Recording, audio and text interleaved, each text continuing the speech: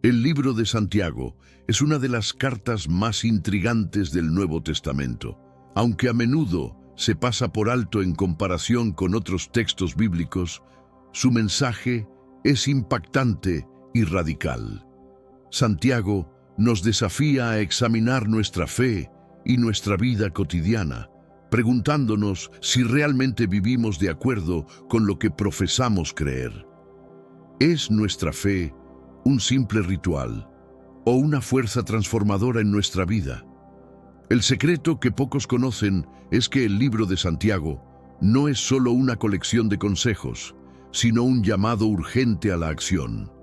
Cada palabra está impregnada de una intensidad que refleja los tiempos turbulentos en los que fue escrito, un periodo de persecución y prueba para los primeros cristianos. Santiago aborda cuestiones universales que siguen siendo relevantes hoy: la fe, las obras, el sufrimiento y la perseverancia. Este libro es más que un texto religioso, es un manual para vivir una vida cristiana auténtica y significativa. Nos invita a reflexionar sobre la conexión entre nuestras creencias y nuestras acciones, y cómo podemos cerrar la brecha entre ambas. Este mensaje, aunque antiguo, tiene el poder de transformar no solo nuestras vidas, sino también el mundo que nos rodea. Entonces, ¿estás listo para descubrir los secretos de este pequeño pero poderoso libro? Mantente hasta el final, porque lo que vas a aprender podría cambiar tu perspectiva sobre la fe y la vida. Es fácil ignorar la urgencia del mensaje de Santiago en tiempos de comodidad, pero su carta fue escrita en medio de una crisis. Los cristianos a quienes se dirigía enfrentaban persecución, pobreza y pruebas constantes que ponían a prueba su fe. Santiago no endulza la verdad ni suaviza el mensaje. En cambio, nos llama a enfrentar la realidad con valentía y determinación. El apóstol utiliza un enfoque directo y práctico. No se conforma con palabras vacías ni promesas de esperanza sin acción. Santiago nos desafía a mirar dentro de nosotros mismos y preguntarnos: ¿cómo estamos manejando los momentos difíciles? ¿Nuestra fe se debilita o se fortalece bajo presión? Este llamado no es solo para aquellos tiempos. Hoy, en un mundo lleno de incertidumbre, crisis económicas y conflictos, las palabras de Santiago son más relevantes que nunca. Nos recuerda que la fe genuina no se prueba en tiempos de calma, sino en la tormenta. En última instancia, su mensaje nos impulsa a actuar, a no permitir que la desesperación tome el control y a utilizar nuestra fe como un motor para enfrentar los desafíos. Es un recordatorio de que las crisis, aunque dolorosas, son oportunidades para profundizar nuestra relación con Dios y fortalecer nuestro carácter. Santiago no se detiene en la fe como un concepto abstracto. En su carta, enfatiza que la fe verdadera debe ser visible y tangible. Nos desafía a mostrar nuestra fe a través de nuestras acciones y no solo con palabras.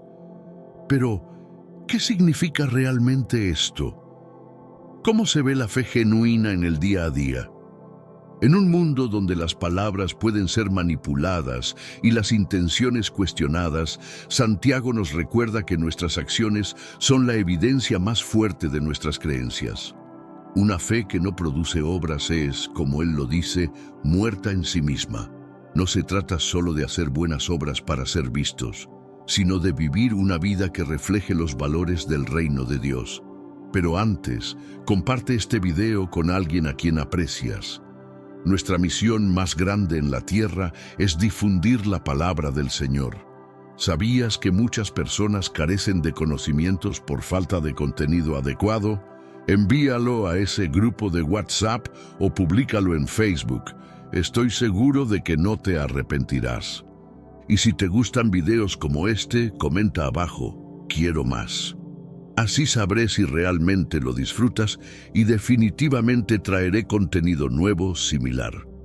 Volviendo al tema principal, En este mundo actual, vemos cada vez más personas yendo en contra de los principios tradicionales y parece que lo inmoral está cada vez más presente. Es común sentirse desorientado y sin rumbo. Sin embargo, aún existe un camino para recuperar la verdadera esencia y restablecer los principios éticos en nuestra rutina diaria. Si te sientes perdido en medio de la confusión y deseas más claridad, tenemos algo especial para ti, un recurso creado especialmente para ayudarte a comprender el significado de estos desafíos actuales y enfrentarlos con sabiduría y valentía. Este es el verdadero valor de Caminos de la Revelación, descifrando la Biblia por completo, un camino hacia la claridad y la serenidad a través de sus enseñanzas. Lo mejor de todo es que está disponible ahora, como un regalo, en el primer comentario fijado. No pierdas esta oportunidad de transformar tu vida y descubrir el propósito genuino de estos desafíos.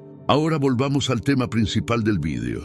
La fe visible es aquella que se manifiesta en el amor hacia los demás, en la justicia social y en la compasión por los necesitados.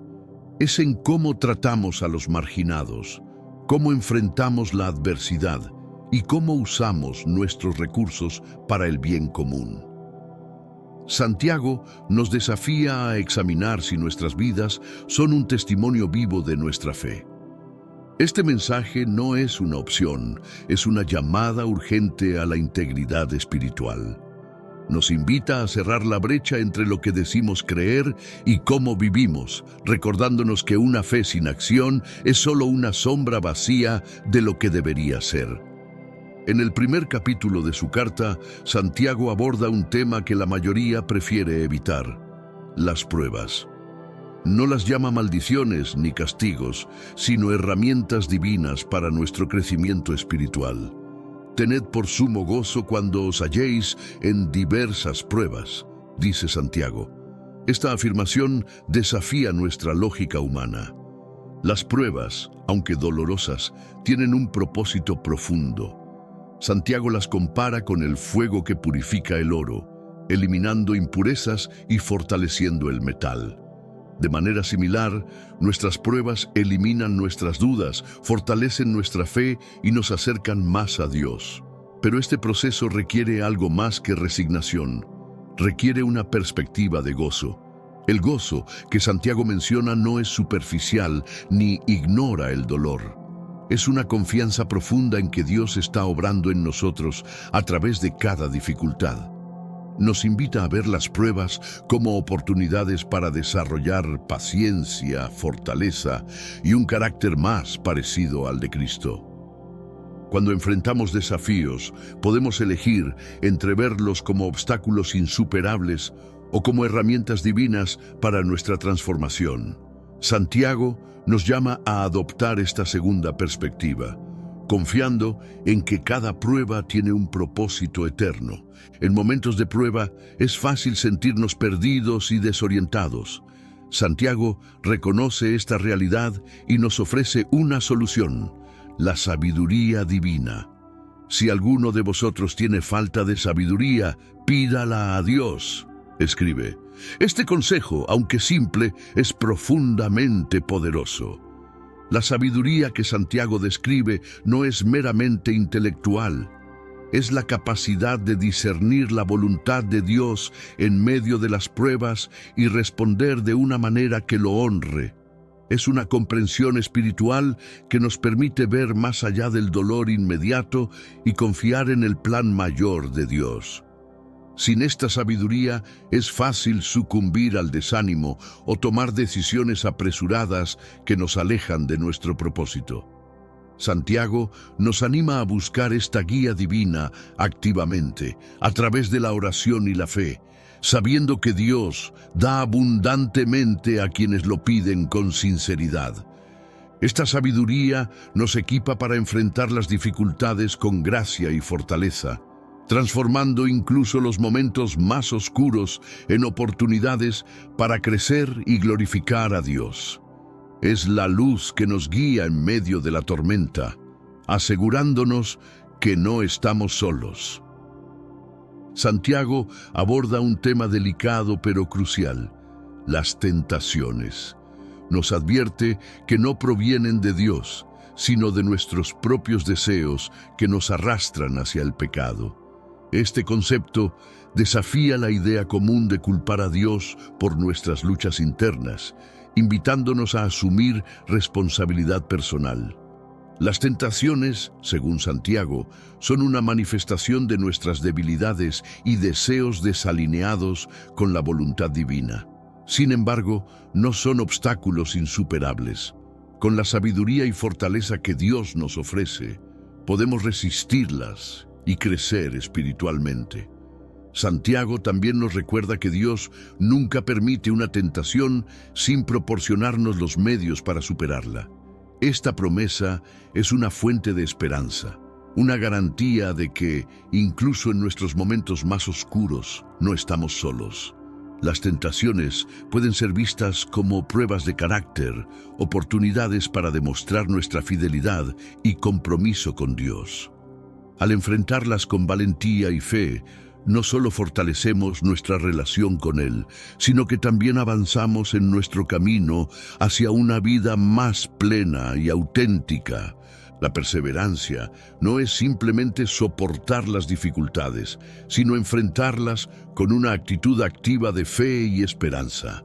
Santiago nos enseña que esta virtud es esencial para desarrollar una fe madura y una relación más profunda con Dios. En medio de las pruebas es fácil rendirse o buscar salidas rápidas, pero Santiago nos recuerda que la perseverancia produce frutos eternos. Cada desafío superado nos acerca más a la imagen de Cristo, moldeando nuestro carácter y fortaleciendo nuestra fe. La prueba de vuestra fe produce paciencia, dice Santiago. Esta paciencia no es pasiva, es una fortaleza interior que nos permite avanzar, confiando en que Dios está obrando incluso cuando no vemos resultados inmediatos. La perseverancia es una evidencia de nuestra fe genuina. Nos prepara para enfrentar futuras pruebas con confianza, sabiendo que, al final, nuestra fidelidad será recompensada con la plenitud de la gracia de Dios. ¿De qué sirve, hermanos míos, si alguno dice que tiene fe, pero no tiene obras? Esta pregunta central de Santiago resuena como un desafío para todos los creyentes. La fe que no produce acción es, como él dice, muerta. Santiago nos invita a reflexionar sobre la autenticidad de nuestra fe. ¿Es solo un conjunto de palabras vacías o se refleja en nuestras acciones diarias? La fe verdadera no puede permanecer oculta. Debe manifestarse en el amor, la justicia y la compasión hacia los demás. La obra no es un medio para ganar la salvación, sino una evidencia de una fe viva y activa.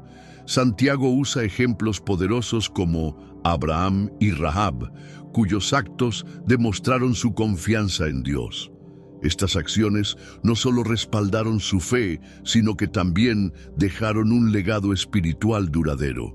Este mensaje es una llamada a la coherencia espiritual, a alinear nuestras palabras con nuestras acciones. Una fe sin obras es como un árbol sin frutos, sin vida, sin propósito y sin impacto real en el mundo. Santiago utiliza dos figuras contrastantes para ilustrar cómo la fe verdadera se traduce en acción. Abraham, el patriarca de la fe, mostró su total confianza en Dios al estar dispuesto a sacrificar a su hijo Isaac. Este acto de obediencia no solo confirmó su fe, sino que también lo convirtió en un ejemplo eterno de fidelidad. Por otro lado, Rahab, una mujer con un pasado cuestionable, demostró su fe al proteger a los espías israelitas.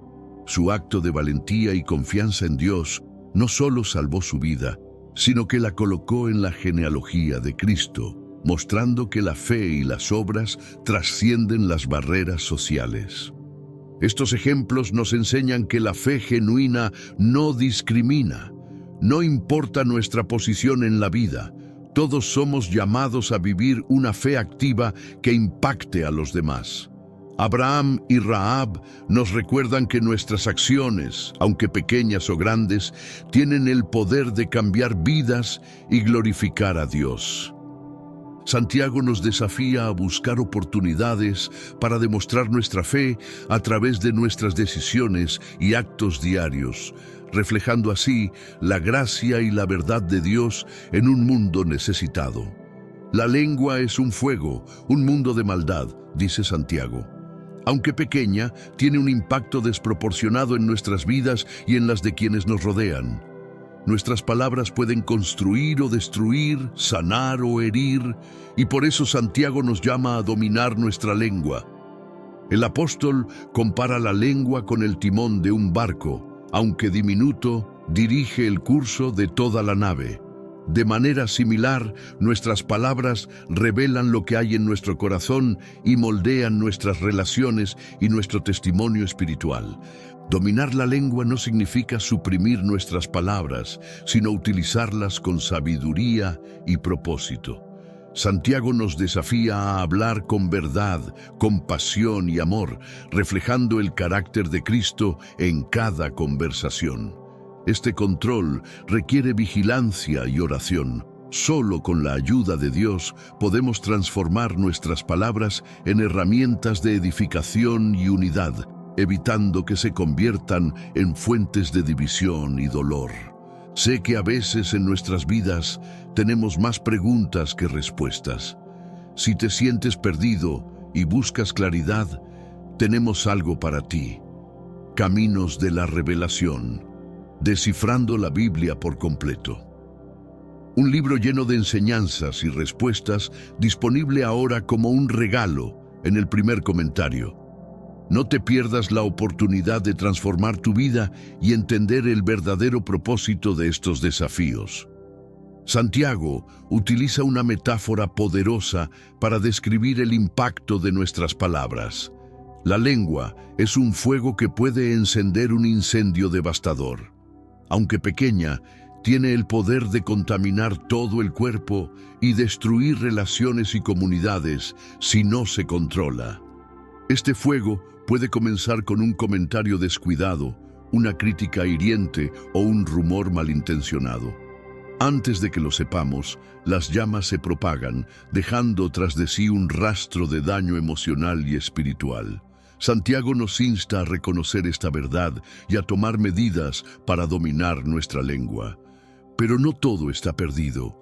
Así como el fuego puede purificar y transformar, nuestras palabras también pueden ser herramientas de sanación y construcción. Cuando usamos nuestra lengua para alentar, bendecir y hablar verdad, creamos un impacto positivo duradero en quienes nos rodean. Dominar la lengua requiere intención y vigilancia constante. No es fácil, pero con la guía de Dios y una reflexión consciente podemos convertir nuestras palabras en una fuerza de bien, en lugar de un instrumento de destrucción. Santiago nos presenta una alternativa a la lengua descontrolada, la sabiduría que viene de lo alto. Esta sabiduría es pura, pacífica, amable y llena de misericordia. Cuando nuestras palabras reflejan estas cualidades, se convierten en herramientas de reconciliación y edificación. Hablar con sabiduría divina significa ser conscientes del impacto de nuestras palabras. Antes de hablar, preguntarnos, ¿esto construye o destruye? ¿Refleja amor o genera división? Estas preguntas simples pero poderosas pueden cambiar la manera en que nos comunicamos.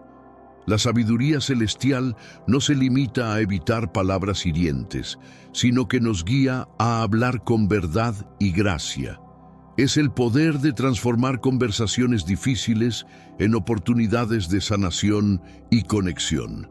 En un mundo lleno de palabras vacías y dañinas, Santiago nos desafía a ser portadores de un lenguaje que inspire esperanza, consuelo y amor.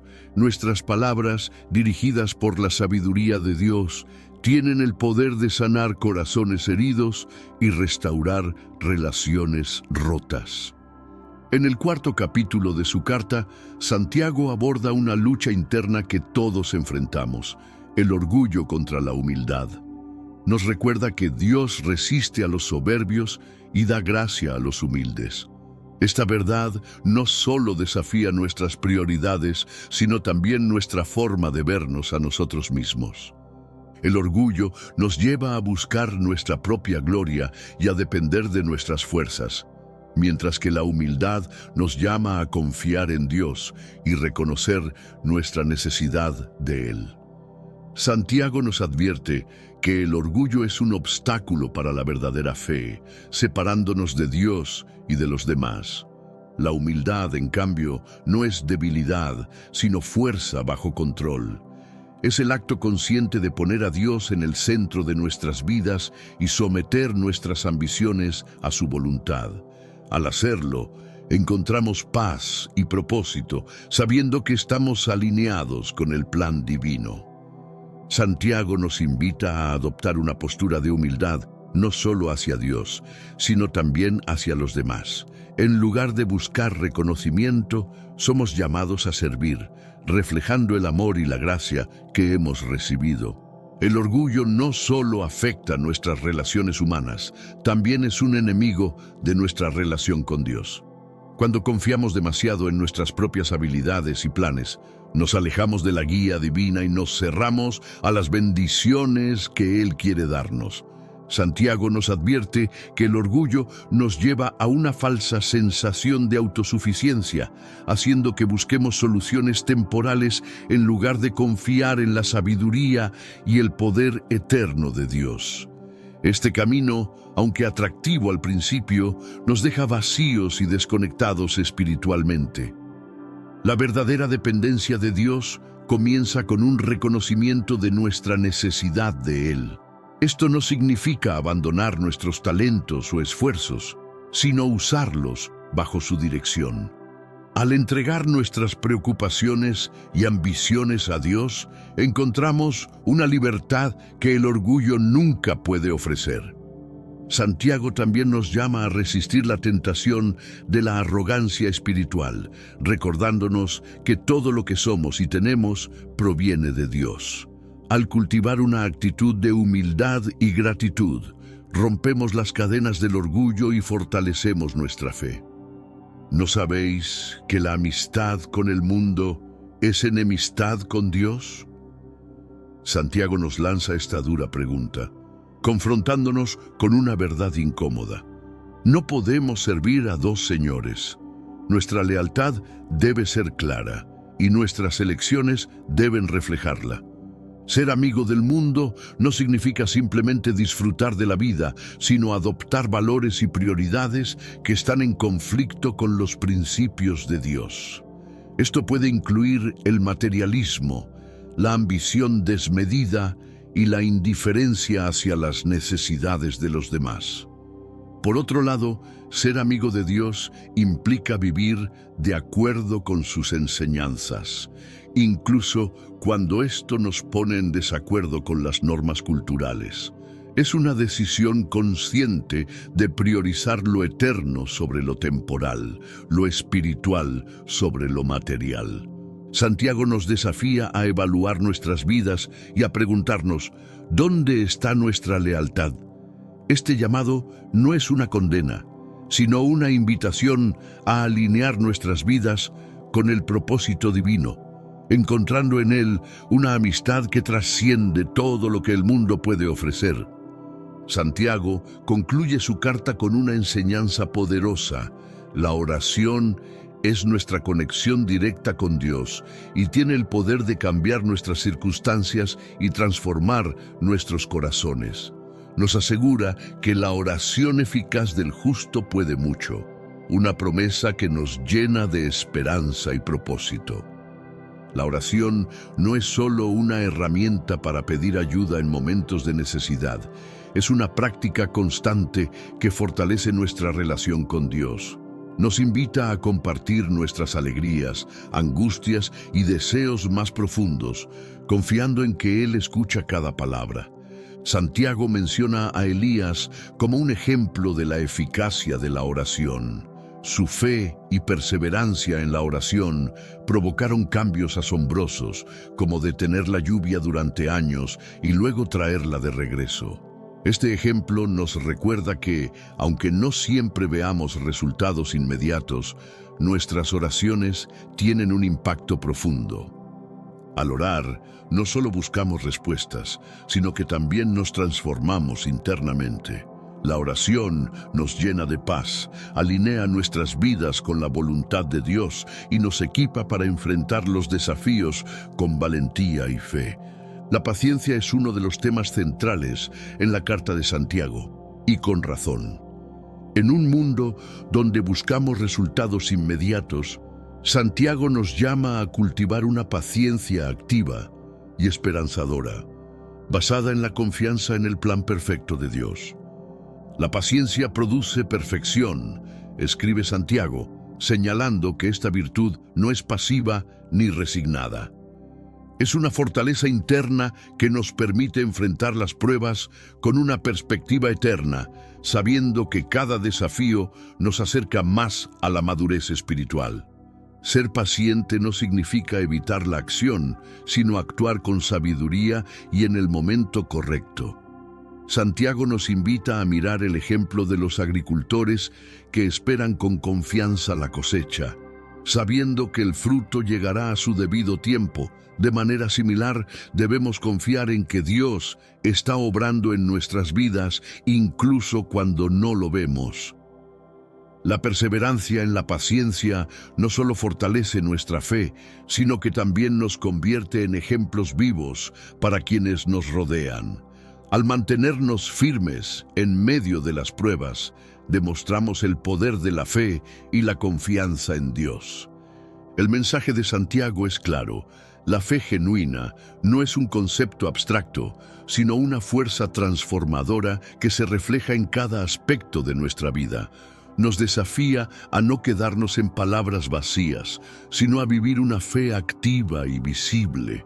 Una fe que no produce frutos, está esencialmente muerta. Santiago nos llama a ser coherentes, a cerrar la brecha entre lo que profesamos y cómo vivimos. Nos invita a enfrentar las pruebas con alegría, a dominar nuestra lengua, a practicar la paciencia y a buscar la sabiduría divina en todo momento. Esta transformación no ocurre de la noche a la mañana, pero es el resultado de una relación constante y comprometida con Dios. Cada acción que tomamos en fe se convierte en un testimonio de su amor y gracia, impactando a quienes nos rodean y glorificando su nombre. Al reflexionar sobre las enseñanzas de Santiago, la pregunta es inevitable. ¿Estamos viviendo una fe auténtica? ¿Nuestras acciones reflejan lo que decimos creer? Este llamado a la acción nos desafía a ir más allá de las palabras, viviendo de una manera que transforme tanto nuestras vidas como el mundo a nuestro alrededor. Considera la existencia de una escritura distinta a cualquier versión conocida, un volumen sagrado que desentraña revelaciones cristianas tan impactantes que fueron celosamente guardadas durante siglos, lejos de la vista pública. Imagina una Biblia no compuesta por los 66 libros canónicos usuales, sino una con 88, incluidos textos en su día excluidos, reprimidos y considerados excesivamente subversivos por antiguos liderazgos eclesiásticos. ¿Por qué sucedió esto? ¿Qué pensarías si te revelo que entre estas páginas se esconden secretos sobre seres angelicales caídos, los Nefilim, y profecías que detallan el Apocalipsis de formas nunca antes divulgadas? ¿Y si te dijera que estos manuscritos desvelan saberes escondidos sobre el conflicto celestial entre el bien y el mal, las jerarquías en el cielo y el impacto de ángeles y demonios en el destino humano? Vamos a explorar los textos secretos de la Biblia ortodoxa etíope, un compendio que alberga enigmas que han permanecido ocultos para la mayoría del cristianismo durante eones. ¿Cuál es el motivo de su censura? ¿Qué contienen estos escritos que incomodaron tanto a los líderes de la Iglesia occidental hasta el punto de omitirlos de la versión de la Biblia con la que muchos están familiarizados? Acompáñame en este descubrimiento y al finalizar, comprenderás por qué estos textos fueron vistos como tan controvertidos y las revelaciones trascendentales que ofrecen, capaces de transformar completamente nuestra percepción de la Biblia. Comencemos. Aunque la mayoría de los creyentes están familiarizados con la versión estándar cristiana o la Biblia del Rey Jacobo, que consta de 66 libros, la Biblia ortodoxa etíope contiene un asombroso total de 88 libros. Efectivamente, 22 textos adicionales, y no hablamos de meros apéndices o anotaciones, sino de escrituras completas que fueron una vez reverenciadas y posteriormente prohibidas en la corriente principal cristiana. Estos documentos formaron parte de la tradición cristiana antigua, venerados por comunidades durante siglos y portadores de profecías, visiones cósmicas y relatos ancestrales inaccesibles en otras escrituras. Sin embargo, estos textos resultaron problemáticos para los círculos eclesiásticos dominantes, especialmente tras el Concilio de Nicea en el 325 después de Cristo, al ser considerados demasiado polémicos, místicos o afines a las tradiciones judías. Sin embargo, la conexión con la Biblia etíope se remonta mucho antes de lo que muchos suponen. Antes de la colonización europea, mucho antes de que el cristianismo se propagara por el Imperio Romano, el antiguo reino de Etiopía ya había forjado una profunda conexión espiritual directamente ligada a la Biblia. Los orígenes del cristianismo etíope datan del siglo IV después de Cristo, cuando el reino de Aksum adoptó formalmente el cristianismo como su religión oficial, convirtiéndose en una de las primeras naciones en abrazar esta fe, mucho antes que muchas naciones occidentales. Desde entonces, la Biblia, escrita en ge'ez, un idioma ancestral etíope, se ha mantenido como un pilar de la vida religiosa en Etiopía. Pero la historia bíblica de Etiopía probablemente se extienda aún más atrás, antes incluso del cristianismo mismo. Según la antigua tradición etíope, esta conexión inicia con la visita de la reina de Saba a Jerusalén para encontrarse con el rey Salomón en el siglo X a.C., un evento que, aunque se menciona brevemente en la Biblia occidental, es extensamente detallado en las crónicas etíopes. Según las crónicas etíopes, la reina de Saba y el rey Salomón engendraron a Menelik I, quien se coronaría como el primer emperador de Etiopía. El relato se enriquece aún más al contar que Menelik fue el encargado de trasladar el Arca de la Alianza a Etiopía, la misma que albergaba las tablas de los 10 mandamientos.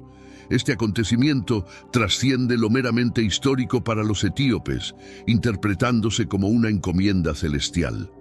La tradición etíope sostiene que Dios designó a Etiopía como custodia del Arca de la Alianza, tejiendo de este modo el destino espiritual de Etiopía con los eventos sagrados de Israel. Este vínculo con los dictámenes bíblicos fundamenta el motivo por el cual Etiopía se erigió como un baluarte de fe, adoptando el cristianismo con antelación y resguardando escrituras que otras corrientes cristianas desechaban. En su distanciamiento de las influencias occidentales y europeas, Etiopía conservó estos venerados textos en su Biblia ortodoxa. Estos documentos continuaron siendo una columna de la vida religiosa etíope a lo largo de los siglos, incluso mientras eran paulatinamente eliminados del canon cristiano occidental. Esto plantea un interrogante: ¿por qué estos textos no fueron incorporados en la Biblia estándar? Las razones son tan profundas como apasionantes. En este mundo actual, vemos cada vez más personas yendo en contra de los principios tradicionales y parece que lo inmoral está cada vez más presente. Es común sentirse desorientado y sin rumbo. Sin embargo, aún existe un camino para recuperar la verdadera esencia y restablecer los principios éticos en nuestra rutina diaria. Si te sientes perdido en medio de la confusión y deseas más claridad, tenemos algo especial para ti, un recurso creado especialmente para ayudarte a comprender el significado de estos desafíos actuales y enfrentarlos con sabiduría y valentía. Este es el verdadero valor de Caminos de la Revelación, descifrando la Biblia por completo, un camino hacia la claridad y la serenidad a través de sus enseñanzas. Lo mejor de todo es que está disponible ahora, como un regalo, en el primer comentario fijado. No pierdas esta oportunidad de transformar tu vida y descubrir el propósito genuino de estos desafíos. Ahora volvamos al tema principal del vídeo. Varios de estos escritos fueron descartados por contener conceptos considerados excesivamente místicos o especulativos. Textos como el libro de Enoc exponen detalles sobre entidades celestiales, ángeles caídos y los Nefilim, gigantes nacidos de la unión entre humanos y ángeles. Estas profecías apocalípticas que revelan misterios del cielo y el infierno, los orígenes del mal y el juicio final divino, fueron vistos como demasiado provocativos para la iglesia emergente. Otros fueron omitidos por su cercanía con el judaísmo. Escritos como Jubileos y Macabeos enfatizan la rigurosa observancia de las leyes judías como el Sabbat, las normas alimenticias y la circuncisión. En una época donde la joven iglesia cristiana buscaba diferenciarse del judaísmo, percibiendo estos textos como una amenaza a su naciente identidad. Además, algunos de estos libros se percibieron como un riesgo para la homogeneidad doctrinal que la antigua iglesia aspiraba a establecer. Los líderes eclesiásticos temían que la inclusión de estos textos pudiera propiciar interpretaciones divergentes sobre la teología, especialmente respecto al papel de los ángeles, la vida tras la muerte y el juicio divino. Su inclusión en el canon podría entonces abrir la puerta a herejías o divisiones dentro de la iglesia primitiva.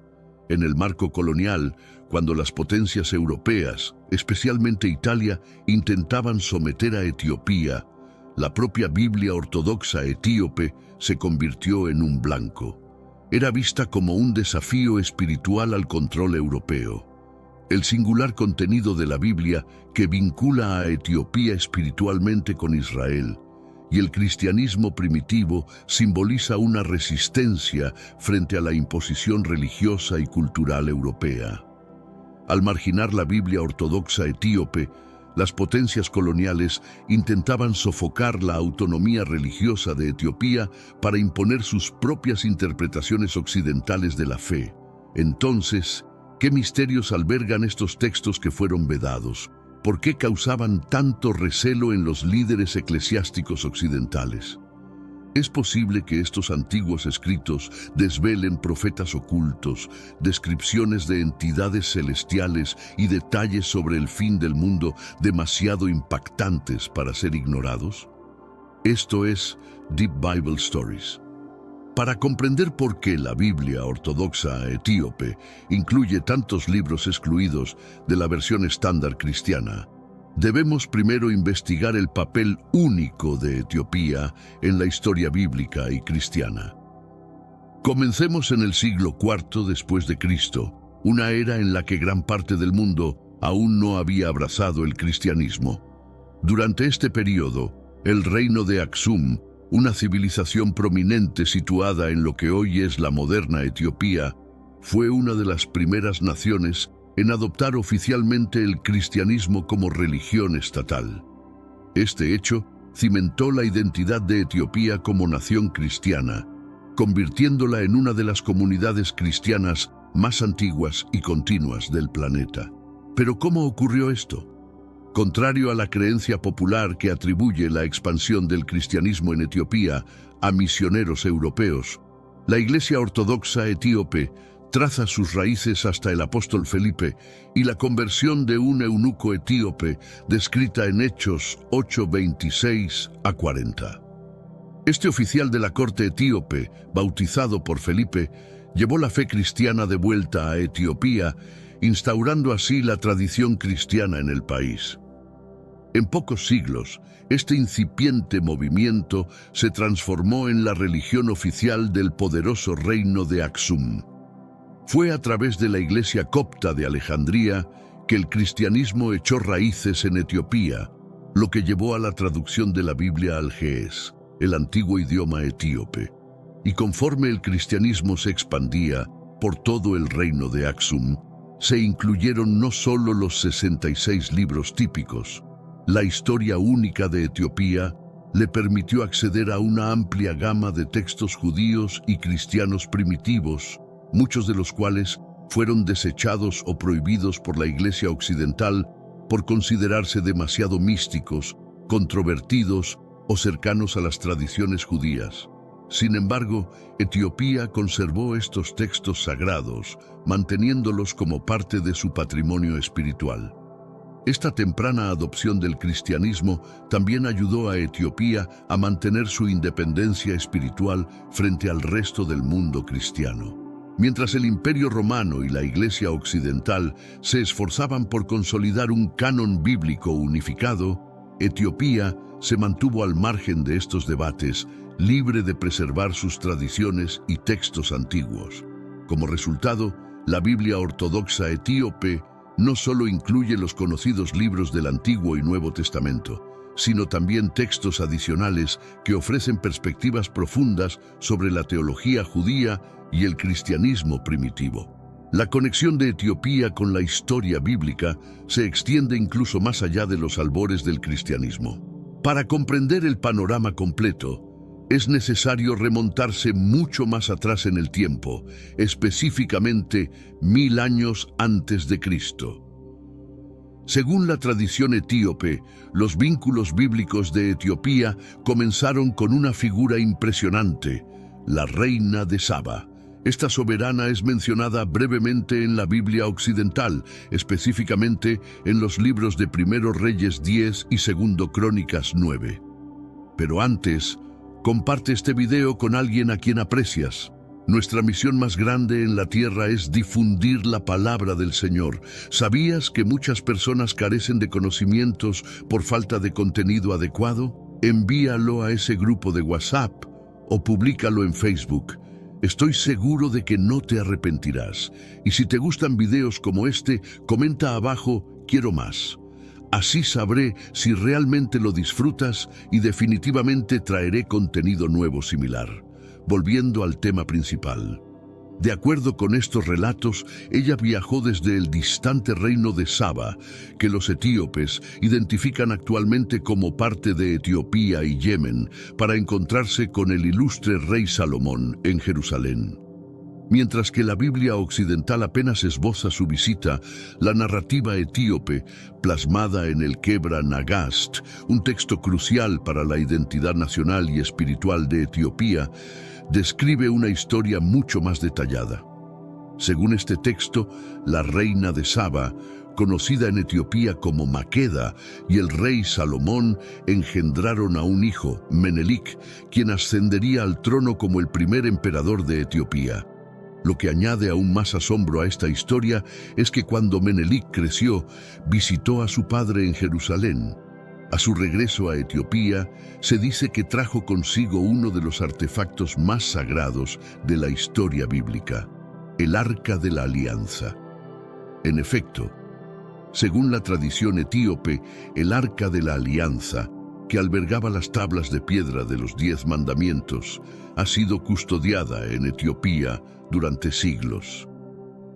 Esta profunda y duradera conexión con la historia sagrada de Israel ha influido significativamente en el cristianismo etíope. Para los etíopes, el Arca de la Alianza no solo es un tesoro, sino que simboliza una misión divina que enlaza directamente a Etiopía con el pueblo elegido de Dios, Israel. Etiopía no se considera una nación marginal, sino un actor principal en el plan divino. Una nación destinada a proteger el arca y conservar las verdades ancestrales de la Biblia. Mientras la cristiandad occidental se ocupaba de establecer y consolidar el canon bíblico, Etiopía se dedicaba a preservar una colección completa de textos cristianos y judíos antiguos. Debido al aislamiento geográfico de Etiopía respecto a Europa, el país pudo resistir las presiones para alinearse con las decisiones tomadas durante el Concilio de Nicea en 325 después de Cristo, un momento crucial para la cristiandad en el Imperio Romano. Fue en este concilio donde los líderes eclesiásticos se reunieron para unificar la doctrina cristiana y decidir qué libros serían considerados inspirados y cuáles serían excluidos. La Iglesia Occidental comenzó a configurar una Biblia que omitía textos considerados demasiado judíos, excesivamente místicos o especulativos. Libros como el de Enoc, Jubileos y los Macabeos fueron vistos como problemáticos por diversas razones, ya sea por profundizar en la naturaleza de los ángeles o por enfatizar la observancia estricta de las leyes judías. Sin embargo, Etiopía permaneció en gran medida inafectada por estas decisiones doctrinales. Manteniendo sus conexiones con las raíces cristianas coptas, el país conservó un amplio espectro de textos bíblicos. Por esta razón, la Biblia ortodoxa etíope incluye no solo los 66 libros encontrados en la mayoría de las Biblias cristianas, sino también 22 libros adicionales que fueron prohibidos o excluidos del canon occidental. Etiopía se estableció como un refugio espiritual, preservando antiguas tradiciones lejos del influjo de las doctrinas europeas occidentales. Por ello, la Biblia ortodoxa etíope se distingue claramente de las versiones predominantes en el cristianismo moderno. Representa un legado vivo de una vertiente del cristianismo que ha permanecido inmutable desde los inicios de esta fe, no afectada por los numerosos debates doctrinales y las disputas políticas que moldearon las escrituras occidentales.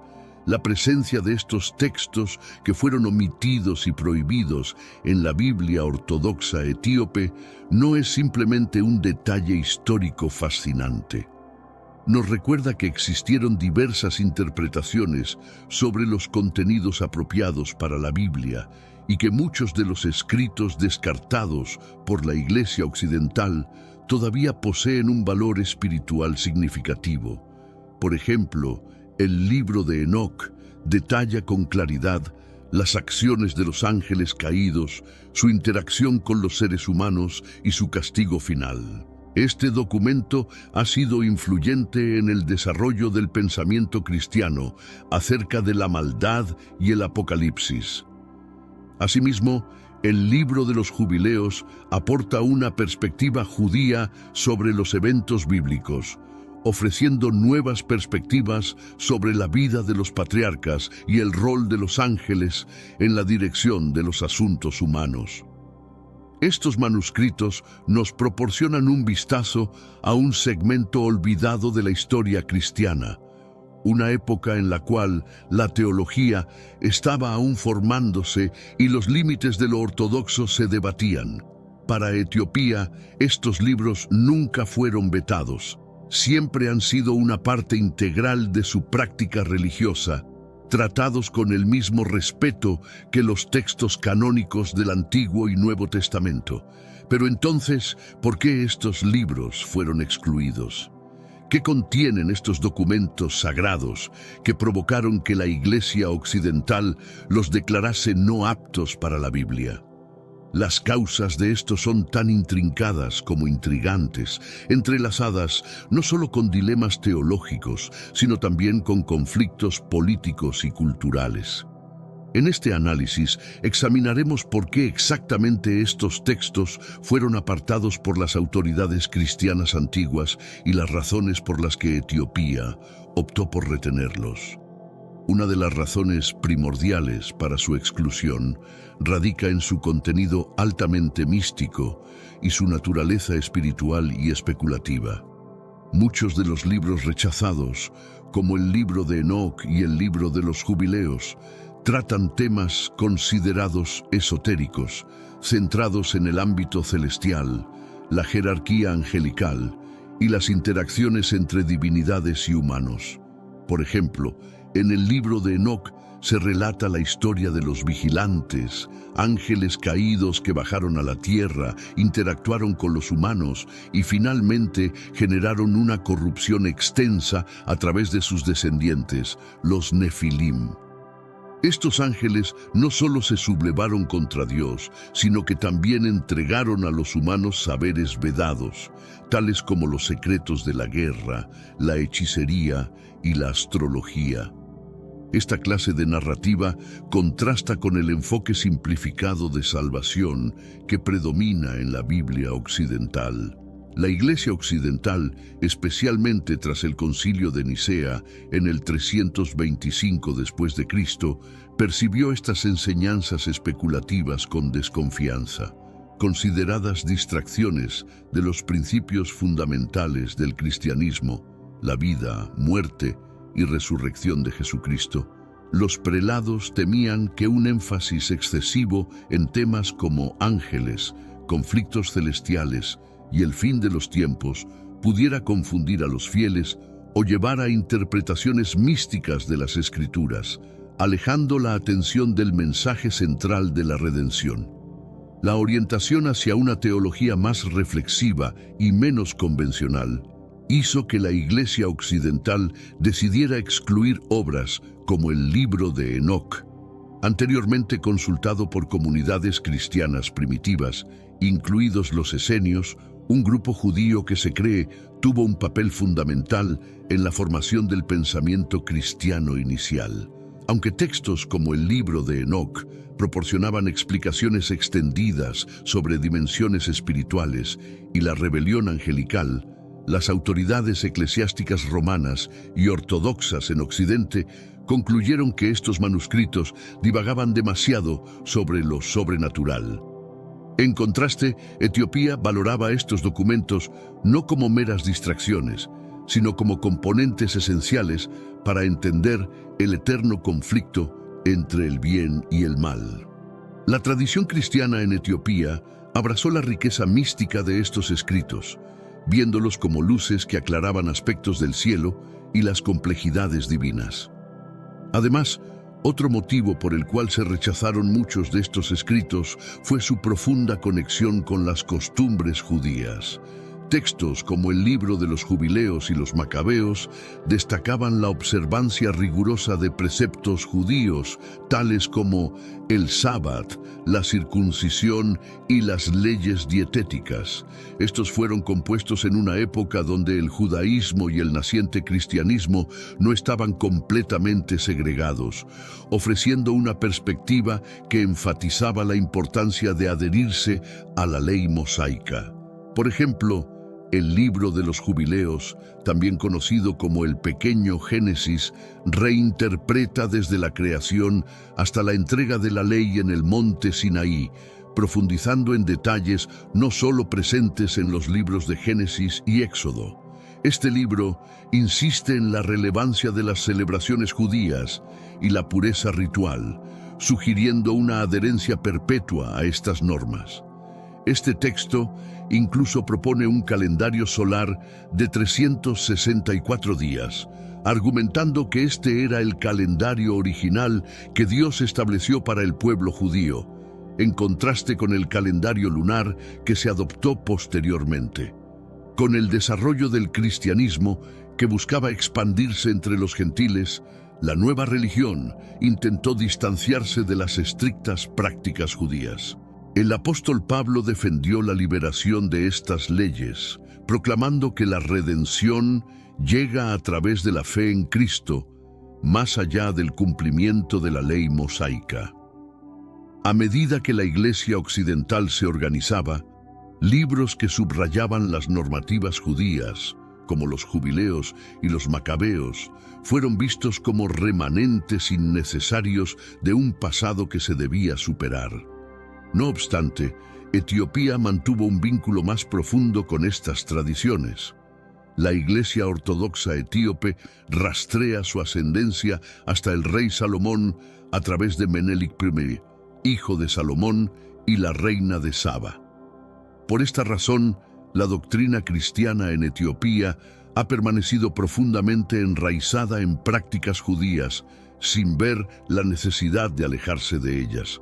Como consecuencia, estos escritos aún forman parte de la Biblia ortodoxa etíope, proporcionando a los creyentes una rica tradición que armoniza la ley del Antiguo Testamento con el mensaje salvífico del cristianismo. De hecho, los macabeos son tenidos en gran estima en Etiopía, donde, a diferencia de la cristiandad occidental que los relegó a textos apócrifos, continúan siendo vistos como testimonios esenciales de la resistencia judía, la adherencia a la ley divina y la intervención de Dios frente a la opresión. En Etiopía, los macabeos son celebrados como defensores de la fe judía frente a la supresión por parte de autoridades extranjeras. Para los cristianos etíopes contemporáneos, la historia de los macabeos sigue siendo profundamente motivadora. Una razón crucial por la que estos libros se excluyeron es que representaban un desafío a la ortodoxia cristiana en un momento en que la Iglesia primitiva estaba definiendo su identidad y unificando su doctrina para fortalecer la fe ante la expansión del cristianismo a lo largo del Imperio Romano. Durante esta expansión surgieron diversas sectas e interpretaciones, algunas consideradas heréticas por la naciente Iglesia Ortodoxa. Muchos libros de la Biblia ortodoxa etíope ofrecen visiones teológicas alternativas que las autoridades eclesiásticas occidentales creían que podrían desorientar o fragmentar las primeras comunidades cristianas. Por ejemplo, ciertos textos proponen interpretaciones distintas sobre la vida después de la muerte, el juicio divino y la función de los ángeles. El libro de Enoc, en particular, aborda detalladamente a los vigilantes y a los nefilim, conceptos considerados excesivamente aventurados para la doctrina cristiana en desarrollo. Los líderes de la Iglesia primitiva estaban empeñados en centrar la atención en la salvación ofrecida por Cristo, evitando lo que percibían como divagaciones sobre ángeles y esferas celestiales. Su meta era establecer una fe coherente y uniforme en todas las comunidades cristianas, lo que implicaba descartar textos con narrativas alternativas o que enfatizaban demasiado en lo espiritual desconocido. El Concilio de Nicea y otros concilios eclesiásticos jugaron un papel crucial en este proceso, ayudando a cimentar un canon cristiano que dirigiera a los fieles hacia una comprensión clara del rol de Cristo en el plan de salvación. En este proceso se omitieron libros que profundizaban en los misterios espirituales del universo, privilegiando en cambio las enseñanzas directas del Evangelio. Etiopía no percibió estos libros como una amenaza para la ortodoxia. De hecho, la Iglesia etíope consideraba que estos textos enriquecían la comprensión del diseño divino, ofreciendo revelaciones sobre el ámbito angelical, el destino de los ángeles caídos y los eventos escatológicos. Para Etiopía, estos libros no eran meras especulaciones, sino aportes valiosos que complementaban las enseñanzas del Nuevo Testamento, ofreciendo una visión más completa de la lucha eterna entre el bien y el mal. No podemos ignorar cómo el colonialismo influyó en la marginalización de la Biblia ortodoxa etíope. Durante la era colonial, especialmente con la invasión italiana en los siglos XIX y XX, la Iglesia Ortodoxa etíope y sus escrituras fueron vistas como obstáculos para la dominación europea.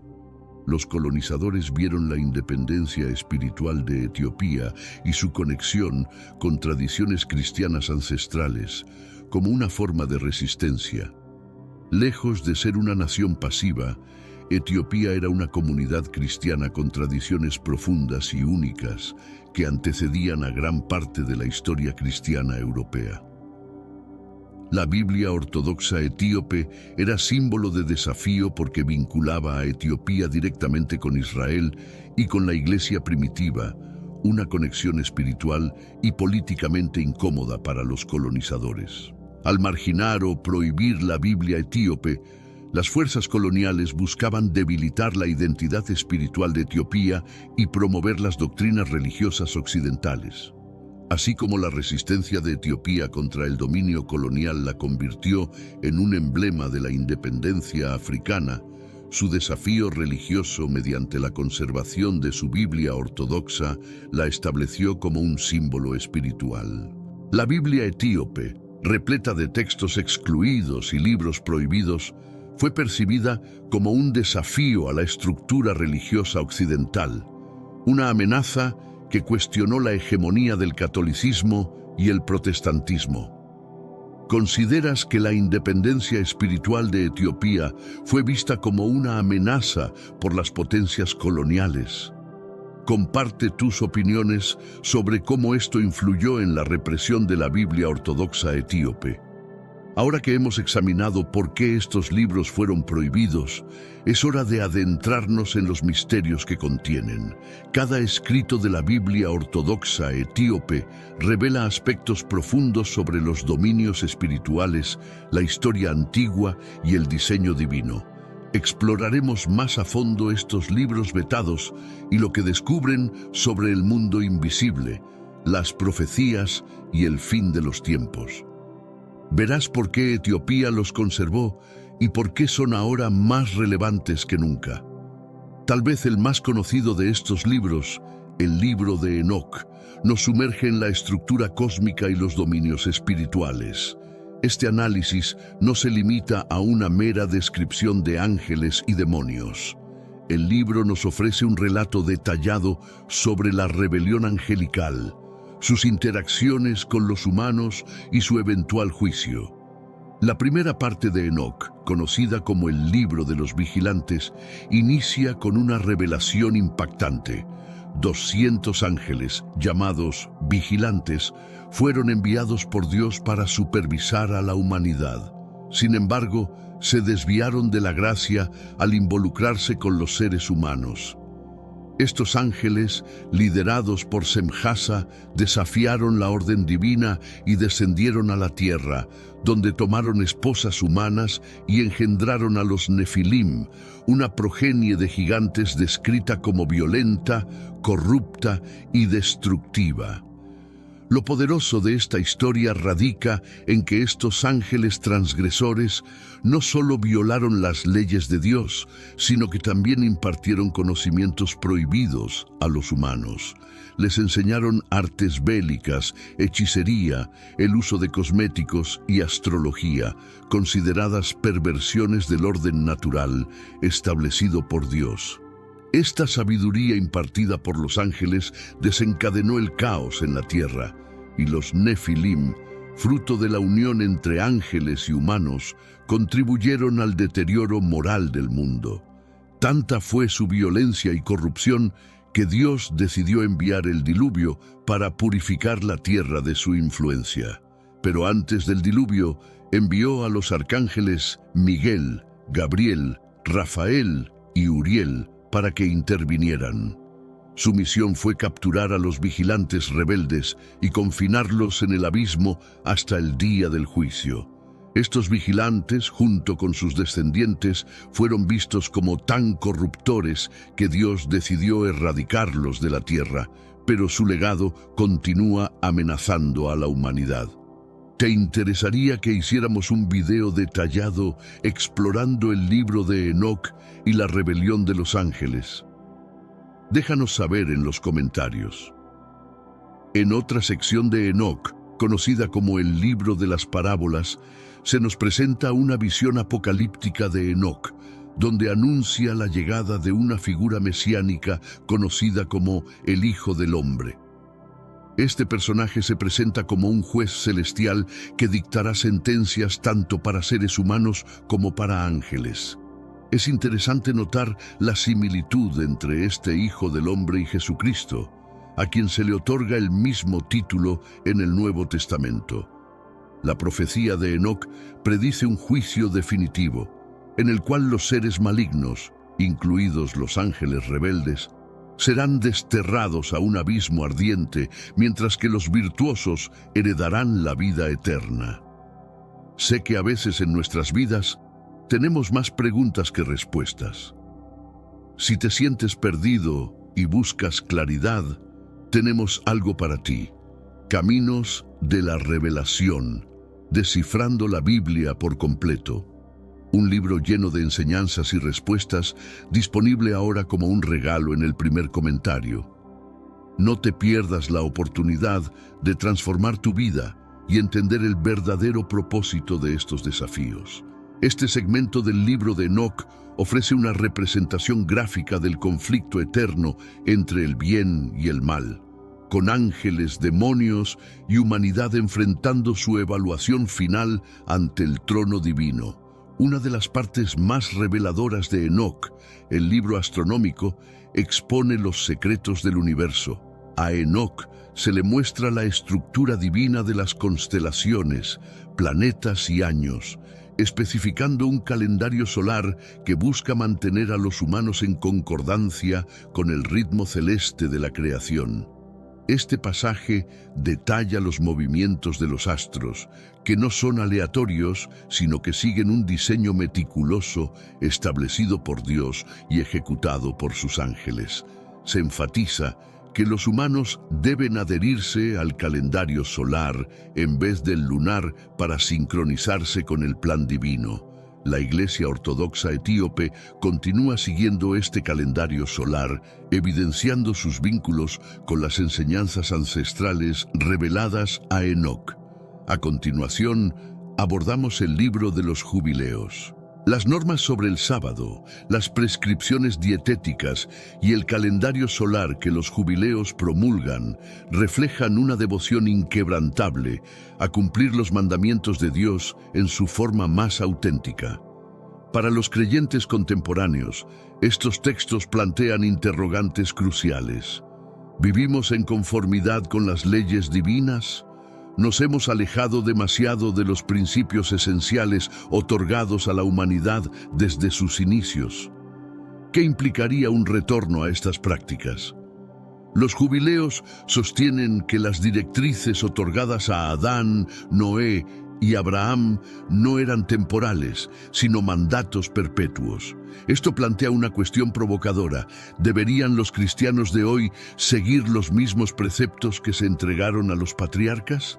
¿Ha perdido la cristiandad moderna algo esencial al alejarse de la estricta observancia de la ley divina? Por último, consideremos lo que significa que estos textos se hayan preservado en Etiopía. Como hemos visto, la Biblia ortodoxa etíope es un tesoro espiritual que alberga muchos de los textos excluidos por la cristiandad occidental. La función de Etiopía en la conservación de estos escritos trasciende la tradición religiosa.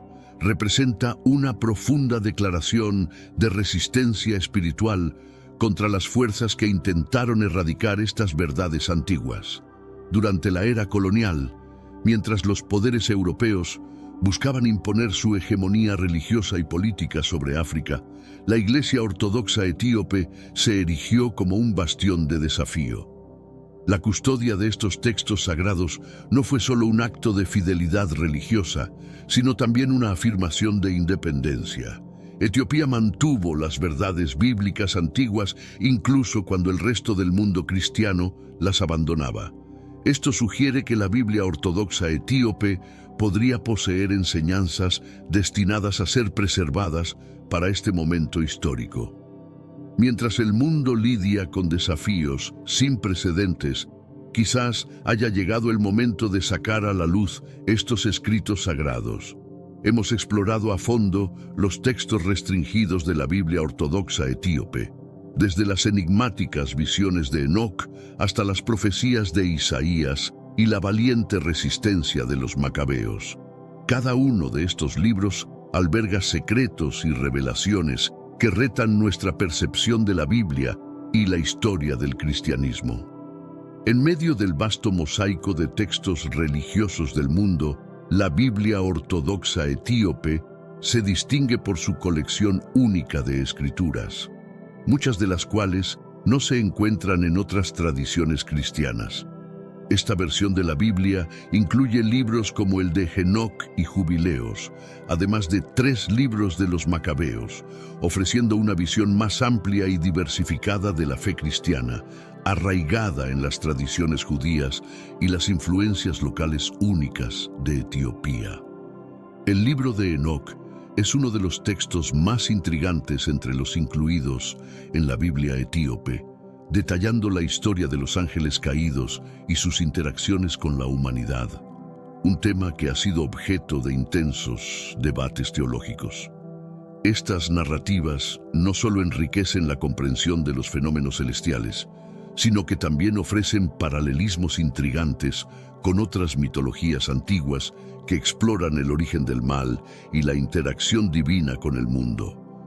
La ascensión de Isaías es otro texto notable que describe un viaje a través de los cielos, revelando jerarquías celestiales y visiones apocalípticas. Este libro proporciona una rara visión de los procesos espirituales y las batallas que, según el texto, moldean el destino humano y celestial. La inclusión de estos textos en la tradición etíope sugiere una concepción del mundo espiritual que es tanto vasta como detallada. La historia de los macabeos, cubierta más extensamente en la Biblia etíope que en la mayoría de las otras tradiciones bíblicas, resalta la resistencia contra la opresión y la lucha por la preservación de la fe y la identidad religiosa. Estas narrativas de resistencia no son solo históricas, sino que también ofrecen metáforas poderosas para la resistencia espiritual y moral en tiempos de crisis. Mientras el mundo moderno enfrenta una miríada de crisis, ambientales, sociales y políticas, estos textos antiguos ofrecen una perspectiva valiosa sobre cómo las generaciones pasadas entendieron y navegaron sus propias tribulaciones.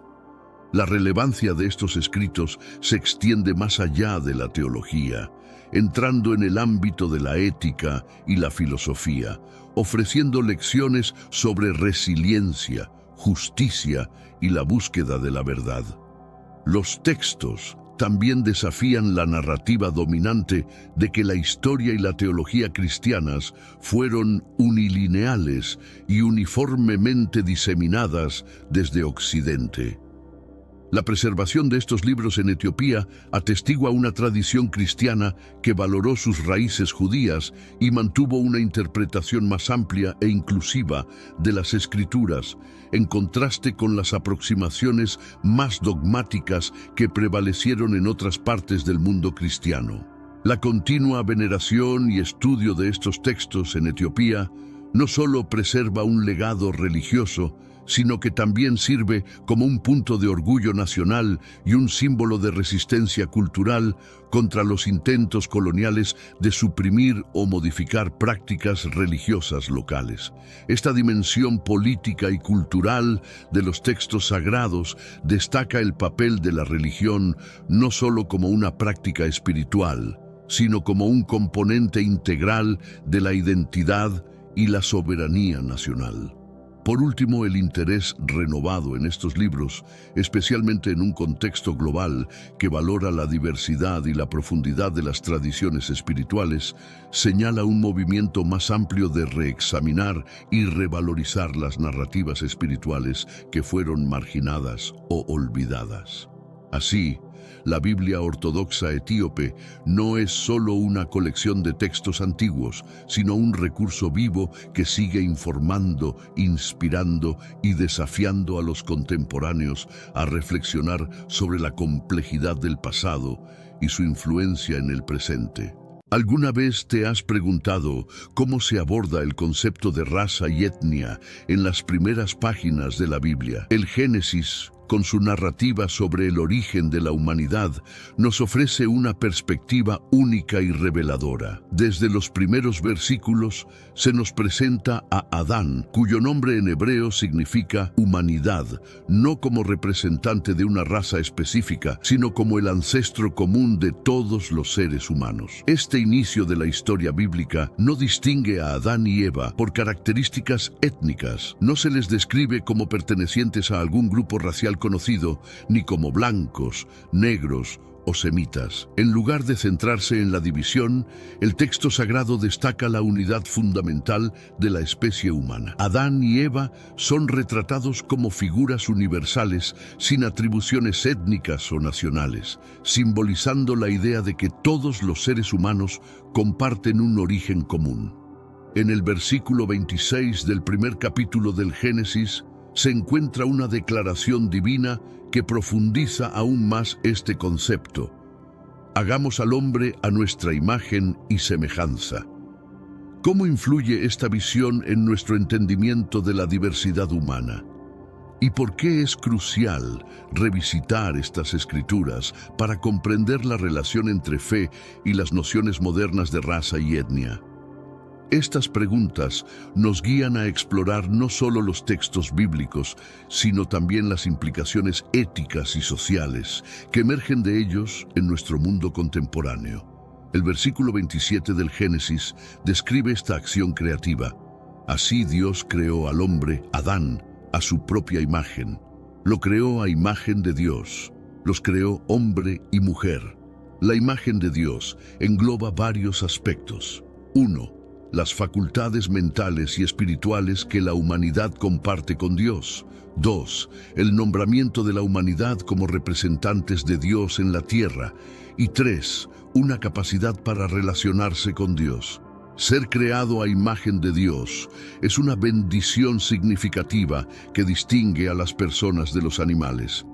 Aunque la imagen de Dios fue afectada por la caída en el Génesis 3, las personas aún conservan parte de ella, otorgando a la humanidad un estatus único en la creación. Además, Adán y Eva, como representantes de todas las etnias, refuerzan la idea de que todas las personas de todas las razas llevan la imagen de Dios. Este entendimiento es fundamental para abordar lo que la Biblia expresa sobre la raza. John Stott afirma que tanto la dignidad como la igualdad de los seres humanos se derivan en las escrituras de nuestra creación. Suponer que una raza o etnia es superior a otra niega que todas las personas son creadas a imagen de Dios. El libro de Proverbios ofrece implicaciones prácticas de esta conexión entre Dios y la humanidad. Pero antes de continuar, comparte este video revelador con alguien que amas.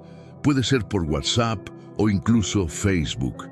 Nuestra misión como creyentes es difundir a tantas personas como sea posible las enseñanzas de nuestro Señor.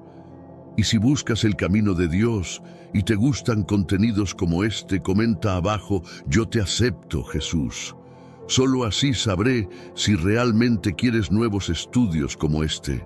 Por ejemplo, Proverbios 14:31 afirma: el que oprime al pobre insulta a su creador. Proverbios 17:5 resuena con: quien se burla del pobre insulta a su creador. Estos versículos enseñan que aquellos que adoptan una actitud superior y oprimen o se burlan de otros debido a su posición socioeconómica, están insultando a Dios. Insultar o maltratar a las personas creadas por Dios es una afrenta a su Creador. Este principio también se aplica al prejuicio racial. La superioridad injustificada de un grupo que conduce a la opresión de otros es un insulto a Dios. De igual manera, burlarse de las personas creadas por Dios, incluyendo el menosprecio étnico o los chistes raciales, es un insulto directo a Dios. Todas las personas de todas las etnias están creadas a imagen de Dios. Reconocer esto y tratarlas con dignidad y respeto no es solo una sugerencia o una cuestión de buenos modales. Es un mandato desde el Génesis 1 y los Proverbios. Por lo tanto, la igualdad inherente entre todos los seres humanos se refleja no solo en nuestros orígenes compartidos, sino también en nuestro destino colectivo. En el Nuevo Testamento, específicamente en Gálatas 3:28, se proclama que no hay judío ni griego, no hay esclavo ni libre, no hay varón ni mujer, porque todos vosotros sois uno en Cristo Jesús. Esta afirmación subraya que las distinciones étnicas y raciales no deben dividir a la comunidad de creyentes ni a la sociedad en general. Además, la reconciliación entre diferentes grupos y la aceptación mutua son enseñadas como principios esenciales del mensaje cristiano. Efesios 2:14 habla de Cristo como quien derribó la pared del medio que nos separaba. En un mundo frecuentemente dividido por diferencias étnicas y raciales, estas enseñanzas bíblicas ofrecen una visión poderosa de unidad y armonía que desafía las divisiones y prejuicios humanos, promoviendo un entendimiento más profundo y respetuoso entre todas las personas, reflejando verdaderamente la imagen de Dios en cada uno. Por ejemplo, Proverbios 14:31 afirma que quien oprime a los pobres ofende a su Creador.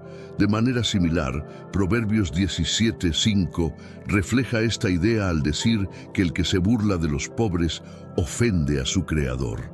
Estos versículos enseñan que aquellos que se creen superiores y oprimen o ridiculizan a otros por su posición socioeconómica están ofendiendo a Dios. Ofender o maltratar a las personas creadas por Dios es una falta de respeto hacia su Creador. Este principio es aplicable también al prejuicio racial. La superioridad injustificada de un grupo que conduce a la opresión de otros es un insulto hacia Dios. De igual manera, ridiculizar a las personas creadas por Dios, incluyendo el menosprecio étnico o los chistes racistas, es un insulto directo hacia Dios. Todas las personas de todas las etnias están creadas a imagen de Dios.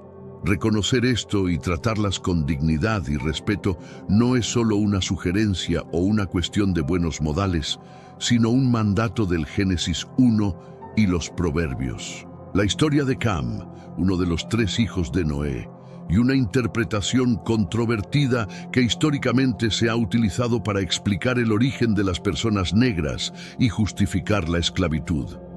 Esta historia, que se encuentra en Génesis 9, versículos 18 a 27, nos muestra una visión de la temprana humanidad y las complejidades de la exégesis bíblica. La narración comienza después del Gran Diluvio, un evento cataclísmico que exterminó toda vida en la tierra, excepto a Noé, su familia y los animales en el arca. A medida que las aguas del diluvio se retiraban y el arca se asentaba en el monte Ararat, Noé y su familia comenzaron a repoblar la tierra. Noé tenía 3 hijos, Sem, Cam y Jafet. De estos 3 hijos nacieron las naciones del mundo. Un día, Noé, que se había dedicado a la agricultura, plantó un viñedo. Bebió de su vino, se embriagó y yacía desnudo dentro de su tienda. Cam, el padre de Canaán, vio la desnudez de su padre y lo contó a sus 2 hermanos afuera. Sem y Jafet tomaron una prenda, entraron de espaldas y cubrieron la desnudez de su padre. Se volvieron de espaldas para no ver la desnudez de su padre. Cuando Noé despertó de su embriaguez y descubrió lo que su hijo menor le había hecho, exclamó: «Maldito sea Canaán, será el más bajo de los esclavos para sus hermanos». También dijo: «Bendito sea el Señor, el Dios de Sem, que Canaán sea esclavo de Sem, que Dios extienda el territorio de Jafet, que Jafet habite en las tiendas de Sem, y que Canaán sea esclavo de Jafet». Este pasaje, conocido como la maldición de Cam, ha sido interpretado de diversas maneras a lo largo de la historia. La interpretación de la maldición de Cam ha variado ampliamente a lo largo de los siglos, influyendo significativamente en las relaciones sociales y raciales. Muchos eruditos y teólogos han rechazado esta interpretación como una justificación errónea y moralmente incorrecta para la esclavitud y el racismo. Argumentan que ninguna escritura debería ser usada para perpetuar la desigualdad y el prejuicio entre los seres humanos, ya que contradice el mensaje fundamental de igualdad y amor universal encontrado en la Biblia. Además, este relato nos impulsa a reflexionar sobre cómo las narrativas pueden ser moldeadas y utilizadas para propósitos diversos, a menudo alejados de su intención original. Es crucial, por tanto, abordar las Escrituras con una perspectiva que busque la verdad y la justicia, y que promueva la comprensión y el respeto entre todas las personas, independientemente de su origen étnico o historia. Este enfoque no solo es vital para una interpretación bíblica sana, sino también para la construcción de una sociedad más equitativa y compasiva. Algunas tradiciones han interpretado esta maldición como una justificación divina para la subyugación y esclavitud de ciertos pueblos, específicamente aquellos considerados descendientes de Cam. Una interpretación polémica sostiene que la maldición explica el origen de las personas negras. La teoría sugiere que los descendientes de Cam, en particular a través de su hijo Canaán, fueron señalados por la maldición de Noé. Hermanos míos, estamos viviendo los últimos días en esta tierra. Quiero recalcar que ya todas las profecías se están cumpliendo y se acerca el momento del fin. Te pregunto ahora, si hoy fuera el día del rapto de la iglesia, ¿estás preparado? Decidí lanzar para ustedes mi libro digital Caminos de la Revelación, descifrando la Biblia por completo. Es exclusivo de nuestro canal y ya ha ayudado a miles de personas en todo el mundo a prepararse para este gran día. Sumérgete ahora mismo en las profundidades de Palabra de Dios y prepárate para este gran día descargando este material que enriquecerá tu vida espiritual. No pierdas el tiempo. Haz clic en el enlace disponible en el primer comentario fijado y descarga de inmediato. Las unidades son limitadas, por lo que es crucial actuar. Ahora, para asegurar el acceso a este poderoso material, hazlo ahora antes de que se acaben las unidades. Este estigma fue luego malinterpretado históricamente como una justificación para la esclavitud de los descendientes de Cam. En este marco, los descendientes de Cam, según esta interpretación, incluyen a los pueblos africanos. Esta visión fue utilizada notablemente durante el comercio transatlántico de esclavos como una justificación bíblica para la esclavización de africanos. Sin embargo, esta interpretación tiene varios problemas y es ampliamente desacreditada por los eruditos bíblicos modernos. En primer lugar, la maldición se pronunció específicamente sobre Canaán, no sobre Cam. Los cananeos, descendientes de Canaán, históricamente vivieron en la tierra que más tarde se conocería como Israel y Palestina, no en África. En segundo lugar, en la Biblia no se menciona que el color de piel fuera un factor en la maldición. La idea de que la maldición involucraba un cambio en el color de piel es una adición posterior y sin respaldo al texto bíblico. Según Génesis 10, conocido como la Tabla de las Naciones, Cam tuvo 4 hijos: Cus, Misraim, Fut y Canaán. Estos nombres se asocian frecuentemente con regiones o pueblos conocidos en la antigüedad. Cus se vincula comúnmente con la región al sur de Egipto, que incluiría los territorios modernos de Sudán y Etiopía. Misraim es el nombre hebreo para Egipto. A lo largo de los siglos, estos nombres y sus asociaciones geográficas han alimentado diversas interpretaciones y malentendidos sobre las conexiones étnicas y geográficas de las figuras bíblicas. La necesidad de una exégesis cuidadosa y contextual es crucial para evitar interpretaciones erróneas que han sido utilizadas para justificar actos de discriminación y opresión. El diálogo contemporáneo sobre estas interpretaciones ofrece una oportunidad para reexaminar y desafiar las perspectivas históricas que han influido en las relaciones raciales y sociales. Reflexionar sobre estas interpretaciones y sus consecuencias puede ayudar a promover un entendimiento más profundo y respetuoso entre culturas y comunidades, reconociendo la rica tapesca de historias y conexiones que cada tradición aporta al mosaico global. Fut está relacionado con regiones en el norte de África y Canaán, hace referencia a la tierra de los cananeos en el cercano oriente. En la antigüedad, estas áreas eran reconocidas por sus poblaciones diversas y culturas ricas. En particular, Cus estaba vinculado con reinos poderosos como Nubia y Etiopía, los cuales mantenían interacciones significativas con el antiguo Egipto y otras civilizaciones del cercano oriente. Estas áreas eran conocidas por sus habitantes de piel oscura, lo que ha contribuido a la asociación de los descendientes de Cam con los pueblos africanos. Las interpretaciones modernas de la narrativa de la maldición de Cam enfatizan un entendimiento más matizado. La historia, en lugar de ser un mandato divino para la subyugación racial, refleja las complejas relaciones interpersonales y familiares de la época. La maldición sobre Canaán se entiende mejor dentro de su contexto histórico y cultural como un reflejo de las relaciones y tensiones entre los israelitas y los cananeos, más que como una declaración amplia sobre raza o etnicidad. Además, la Biblia misma promueve una visión de unidad y igualdad humana. En el Nuevo Testamento, el apóstol Pablo escribe en Gálatas 3:28: No hay judío ni gentil, ni esclavo ni libre, ni hay hombre y mujer, porque todos vosotros sois uno en Cristo Jesús.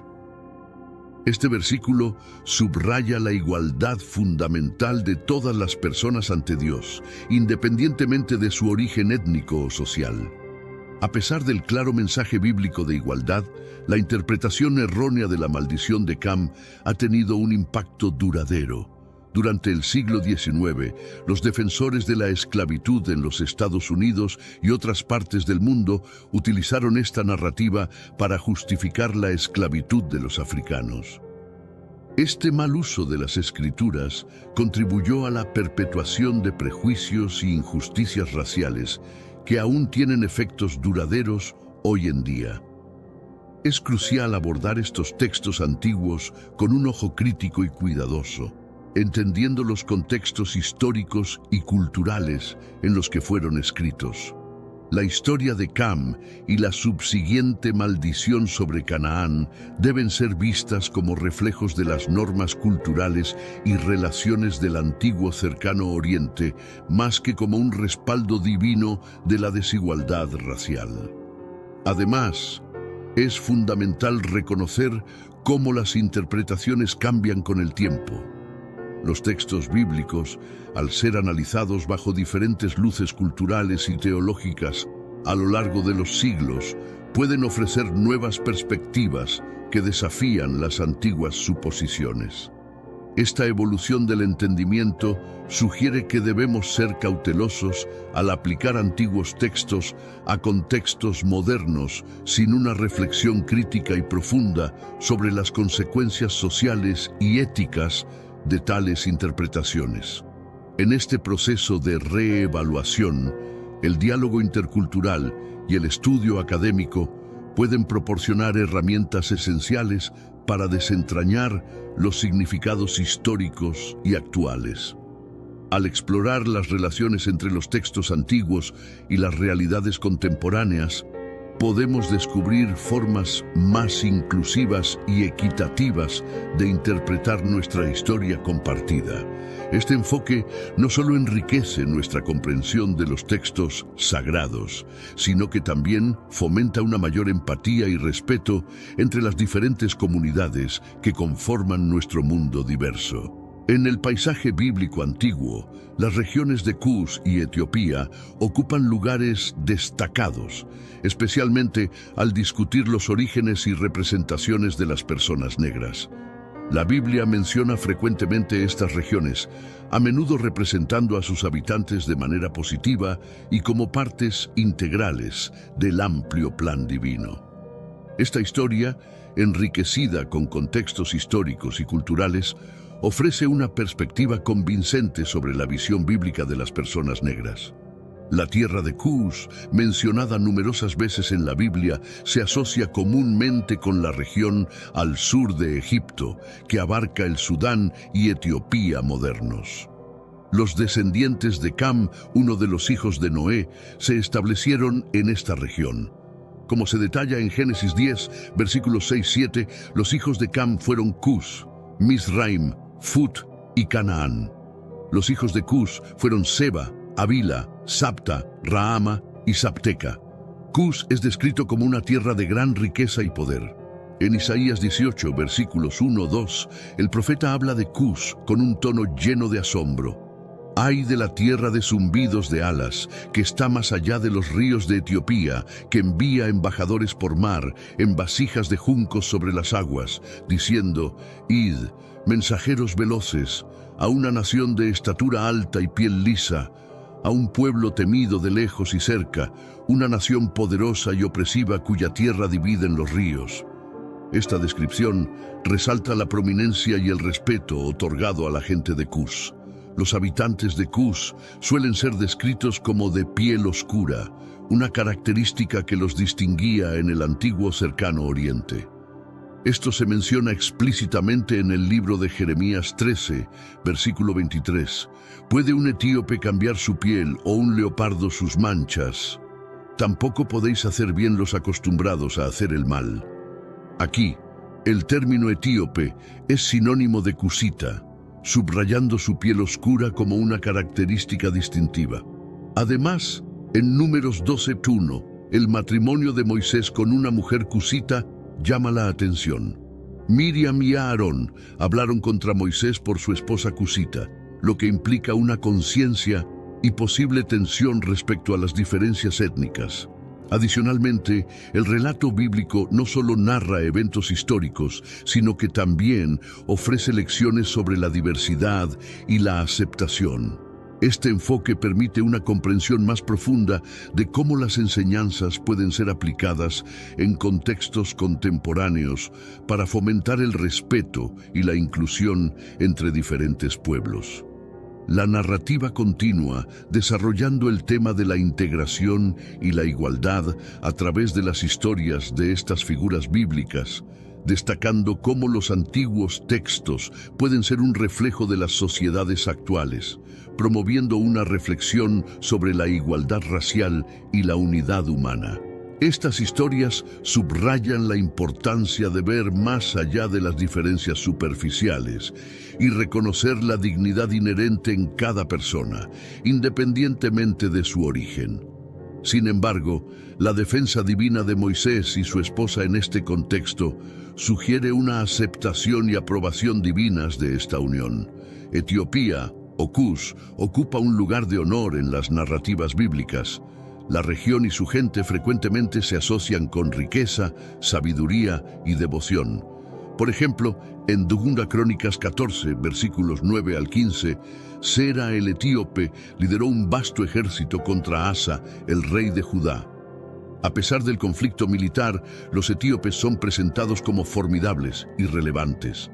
Una de las menciones más profundas de Etiopía se encuentra en Hechos 8, versículos 27 a 39. Aquí, Felipe se encuentra con un eunuco etíope, un oficial importante a cargo del tesoro de Candace, reina de los etíopes. El eunuco es descrito como un hombre devoto, leyendo el libro de Isaías mientras viajaba.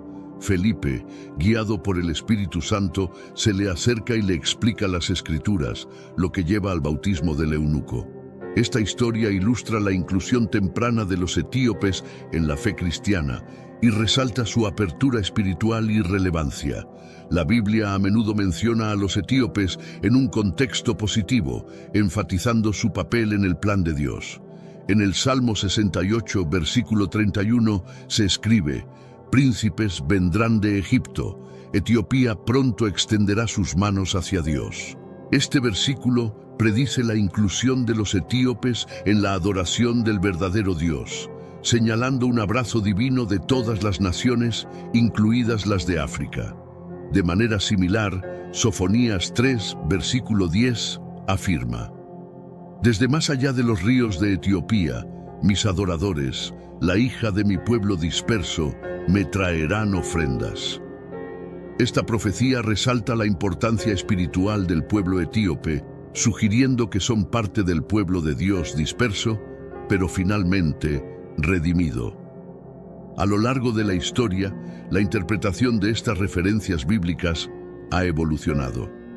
Inicialmente, estas menciones subrayaban la diversidad dentro de la familia humana y el alcance amplio del pacto de Dios. La representación de los etíopes como figuras devotas y significativas en las narrativas bíblicas servía para contrarrestar las malinterpretaciones posteriores que buscaban justificar jerarquías raciales o la esclavitud. Estos relatos continúan demostrando la universalidad del mensaje bíblico y su invitación a todas las culturas a participar en la comunión divina. La persistencia de estas narrativas refuerza la noción de que la fe no conoce fronteras y que cada comunidad tiene un lugar en el coro global de creyentes. La erudición bíblica moderna tiende a interpretar estas referencias dentro de sus contextos históricos y culturales, reconociendo que el texto bíblico refleja la rica diversidad humana. La región antigua de Cus, sinónimo de Etiopía, es celebrada por sus aportes a la civilización temprana, incluyendo avances en comercio, cultura y gobernanza. Estos aportes se reflejan en el reconocimiento bíblico de la riqueza de la región y el respeto otorgado a su gente. Más allá de los textos canónicos de la Biblia, diversos escritos apócrifos y tradiciones judías contienen historias que mencionan a personas de piel oscura. Un texto notable es el Libro de los Jubileos, que asocia a Cam con la tierra que más tarde se convertiría en África. Exploraremos estas fuentes para comprender el origen de las personas negras según estos textos antiguos. El Libro de los Jubileos, también conocido como la Pequeña Génesis, es una obra religiosa judía antigua que relata los eventos del Génesis con detalles adicionales. Es considerado canónico por la Iglesia Ortodoxa Etíope y es altamente respetado en otras tradiciones judías y cristianas. Este texto proporciona un relato ampliado de la historia de Noé y sus hijos después del gran diluvio. Según el Libro de los Jubileos, después de que las aguas del diluvio se retiraron, Noé y su familia se establecieron para reconstruir la civilización humana. Noé dividió la tierra entre sus 3 hijos, Sem, Cam y Jafet. Cada hijo recibió una porción de la tierra para habitar y gobernar. Jubileos 8:12-30 describe esta división en detalle. Cam, el segundo hijo de Noé, recibió la tierra que incluía la región que ahora conocemos como África. El Libro de los Jubileos establece explícitamente que los descendientes de Cam habitarían esta tierra, que se extendía desde el río Nilo en Egipto hasta los grandes desiertos y más al sur hacia lo que ahora es el África subsahariana. El texto describe cómo los descendientes de Cam se dispersaron a través de este vasto territorio, estableciendo asentamientos y reinos. Tanto en la Biblia como en el Libro de los Jubileos, Cam es reconocido como el padre de varias naciones. Según Génesis 10, conocido como la Tabla de las Naciones, Cam tuvo 4 hijos: Cus, Misraim, Fut y Canaán. Este continuo reconocimiento de la contribución de las regiones africanas y sus pueblos a la historia bíblica y mundial subraya la importancia de estudiar y entender estas narrativas dentro de un marco respetuoso y enriquecedor. La inclusión de estas historias amplía nuestra comprensión de la diversidad cultural y su impacto a lo largo de la historia humana, promoviendo un reconocimiento más profundo del legado global compartido. Estos nombres frecuentemente se asocian con regiones o pueblos conocidos en tiempos antiguos. 1. Cus. Comúnmente identificado con la región al sur de Egipto, abarcando lo que hoy es Sudán y Etiopía. Los habitantes de Cus eran reconocidos por su piel oscura, lo cual coincide con la identificación de los descendientes de Cam como personas negras. 2. Mizraim, el nombre hebreo para Egipto. Los antiguos egipcios, representados en su arte y descritos por civilizaciones vecinas, eran conocidos por sus tonos de piel variados, desde marrón claro hasta marrón oscuro. 3. Put, asociado con regiones en el norte de África, posiblemente la actual Libia, Canaán, la tierra de los cananeos, que cubría el área de lo que hoy es Israel y Palestina. Aunque Canaán no está en África, la asociación de Cam con regiones africanas proviene principalmente a través de Cus y Mizraim. Varios textos apócrifos y tradiciones judías también mencionan a los descendientes de piel oscura de Cam. Por ejemplo, el Midrash, una colección de literatura rabínica que proporciona comentarios sobre textos bíblicos, incluye varias historias acerca de Cam y sus descendientes. Una de estas historias sugiere que Cam fue marcado por una señal divina, que algunos interpretaron como piel oscura. Esta interpretación, aunque no universalmente aceptada, ha sido parte del folclore judío y ha influido en cómo se ven los descendientes de Cam en diferentes tradiciones. Otro texto importante es el Talmud de Babilonia, que, aunque no se centra específicamente en la raza o el color de piel de los descendientes de Cam, sí incluye discusiones sobre la expansión geográfica de la descendencia de Noé. El Talmud, combinado con la narrativa del Libro de los Jubileos, refuerza la asociación del linaje de Cam con el continente africano. Estos relatos y discusiones antiguas subrayan la diversidad y complejidad de las interpretaciones históricas y culturales de las Escrituras. A medida que exploramos más a fondo, encontramos un entrelazado de mitos, interpretaciones y hechos históricos que resaltan la interconexión entre diferentes culturas y regiones, ofreciendo una visión más profunda de cómo las historias antiguas continúan moldeando nuestras percepciones modernas. A lo largo del tiempo, estos elementos narrativos han sido revisados y reevaluados en diversos contextos, llevando a una comprensión más matizada de la historia y su influencia en la identidad cultural y racial.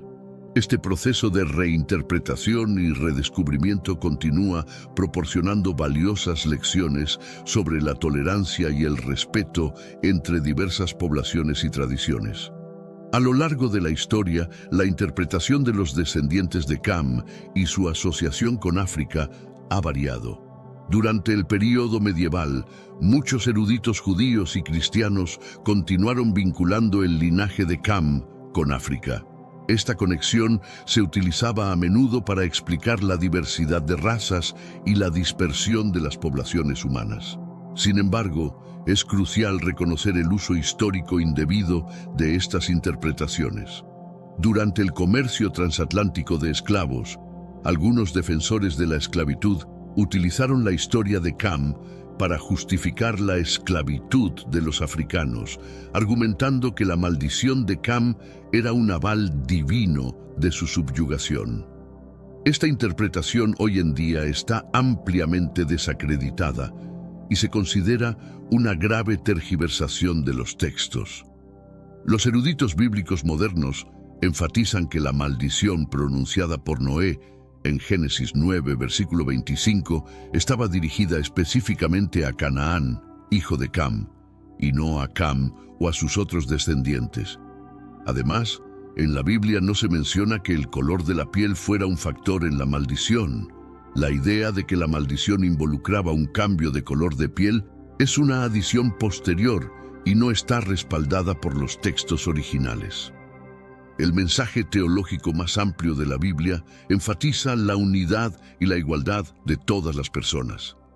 En el Nuevo Testamento, Pablo escribe en Gálatas 3, versículo 28, «No hay judío ni gentil, ni esclavo, ni libre, ni hay hombre y mujer, pues todos vosotros sois uno en Cristo Jesús». Este versículo subraya la igualdad fundamental de todas las personas ante Dios, sin importar su origen étnico o racial. Este mensaje es coherente con el relato bíblico de la creación. En Génesis 1, versículo 27, se afirma, «Así Dios creó a la humanidad a su imagen, a imagen de Dios los creó, hombre y mujer los creó». Esta declaración afirma que todos los seres humanos, independientemente de la raza o etnicidad, están hechos a imagen de Dios y por tanto poseen una dignidad y un valor inherentes. En los libros de Éxodo, Levítico, Números y Deuteronomio, la figura humana central, aparte de Dios, es Moisés. Designado por Dios como líder y mediador de Israel, Moisés es un personaje dominante en estas narrativas. Curiosamente, el relato bíblico proporciona información personal sustancial sobre Moisés, incluyendo detalles sobre sus 2 matrimonios interétnicos. Estos aspectos del relato bíblico demuestran la complejidad de las relaciones interculturales y el papel que juegan en la formación de las sociedades y sus narrativas.